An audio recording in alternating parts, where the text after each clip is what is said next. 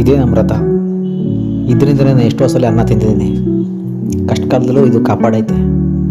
ಪಾಪ ನಾನು ಇದನ್ನು ಸರಿಯಾಗಿ ನೋಡ್ಕೊಳಕ್ಕಾಗಲಿಲ್ಲ. ಗ್ಯಾರೇಜಿಗೆ ಬಿಟ್ಟು ಗಾಡಿನೇ ಹಾಳು ಮಾಡ್ಕೊಬಿಟ್ಟಿದ್ದೆ. ಗ್ಯಾರೇಜಲ್ಲಿ ಎಲ್ಲ ಒಂದೇ ಥರ ಇರಲ್ಲ. ಕೆಲವರು ಜೆನ್ಯೂನ್ ಆಗಿರ್ತಾರೆ, ಕೆಲವರು ತೀರಾ ಕಳಪೆ ಆಗಿರ್ತಾರೆ.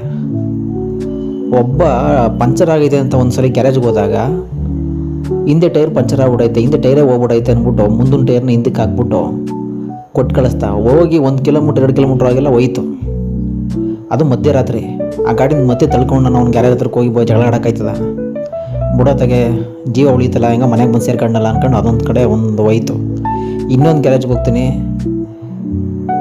ಚೈನು ಸೌಂಡ್ ಬರ್ತೈತೆ ನೋಡಿ ಸರ್ ಅಂದರೆ, ಚೈನ್ ಹೋಗಿಲ್ಲ ಸರ್, ಇದು ಏನೋ ಇಂಜಿನೇ ಹೋಗ್ಬಿಡೈತೆ ಅಂತ ಒಬ್ಬ ಹೇಳ್ತಾನೆ. ಇನ್ನೊಂದು ಕಡೆ ಹೋಗ್ತೀನಿ, ಇಲ್ಲ ಸರ್ ಇದು ಕಾರ್ಬೊರೇಟ್ರ್ ಹೋಗೈತೆ. ಕರೆಕ್ಟಾಗಿ ಜೆನ್ಯೂನಾಗಿ ಒಂದು ತೊಂದರೆ ಆಗಿದೆ, ಇದರ ಪ್ರಾಬ್ಲಮ್ ಆಗಿದೆ, ಯಾರೂ ಕರೆಕ್ಟಾಗಿ ಹೇಳ್ತಾ ಇಲ್ಲ. ನಾನು ನೋಡಿ ಸಾಕಾಗಿ ಕೊನೆಗೆ ಶೋರೂಮ್ ಬಿಟ್ಟೆ. ಶೋರೂಮಲ್ಲಿ ಮೇಯ್ನ್ ಪ್ರಾಬ್ಲಮ್ ಬಂದ್ಬಿಟ್ಟು ಕಾರ್ಬೊರೇಟ್ರು. ಒಂದು ಕಾರ್ಬೊರೇಟ್ರಿಗೆ 3,500 ರೂಪಾಯಿ ವಿತ್ GST ಸೇರಿಸಿ 4,000 ರೂಪಾಯಿ.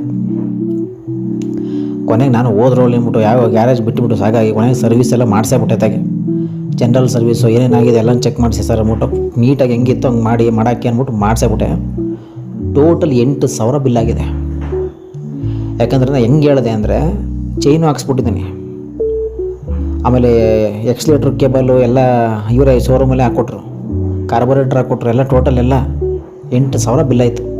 ಇಂಜಿನ್ ಆಯಿಲ್ ಕೂಡ ಹಾಕ್ಸಿದ್ದೀನಿ. 8,000 ಹೋದ್ರೋಗ್ಲಿ. ಹೆಂಗೆ ಆಗ್ತಿತ್ತು ಅಂದರೆ, ಯಾವುದೋ ಒಂದು ಬಸ್ ಬರ್ತಾ ಇರುತ್ತೆ, ಯಾವುದೋ ಒಂದು ಕಾರ್ ಬರ್ತಾ ಇರುತ್ತೆ, ಗಾಡಿ ಮಧ್ಯದಲ್ಲೇ ಸ್ಟಾಪು, ಮುಂದಕ್ಕೆ ಹೋಯ್ತಾ ಇಲ್ಲ. ಎಕ್ಸ್ಲೇಟ್ರ್ ಕೊಟ್ಟರು ಮುಂದಕ್ಕೆ ಹೋಯ್ತಲ್ಲ ಗಾಡಿ.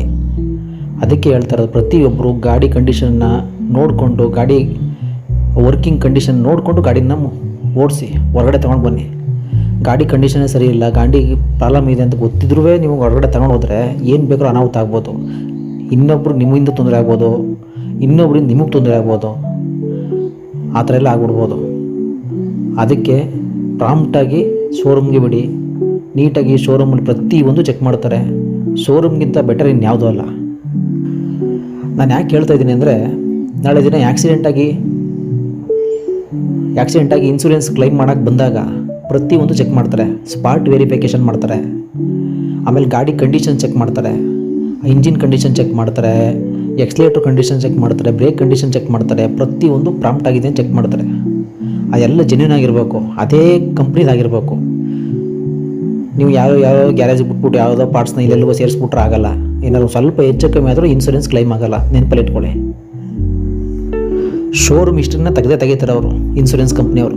ಶೋರೂಮ್ ಹಿಸ್ಟ್ರಿಲಿ ಗೊತ್ತಾಗುತ್ತೆ ಯಾವ್ಯಾವ ಪ್ರಾಬ್ಲಮ್ ಆಗಿತ್ತು, ಎಲ್ಲಿ ಏನಾಗಿತ್ತು, ಇದೇ ಕಂಪ್ನಿ ಜೆನ್ಯೂನ್ ಪಾರ್ಟ್ಸ್ಗಳ ಇಲ್ಲ ಬೇರೆ ಪಾರ್ಟ್ಸ್ಗಳ ಅಂತ ಪ್ರತಿಯೊಂದು ಗೊತ್ತಾಗ್ಬಿಡುತ್ತೆ. ಸ್ವಲ್ಪ ಹೆಚ್ಚು ಕಮ್ಮಿ ಆದರೂ ನಿಮ್ಗೆ ಯಾವ ಕ್ಲೈಮೂ ಇಲ್ಲ, ನಿಮ್ಮ ಜೀವಕ್ಕೆ ನೀವೇ ಜವಾಬ್ದಾರಿ.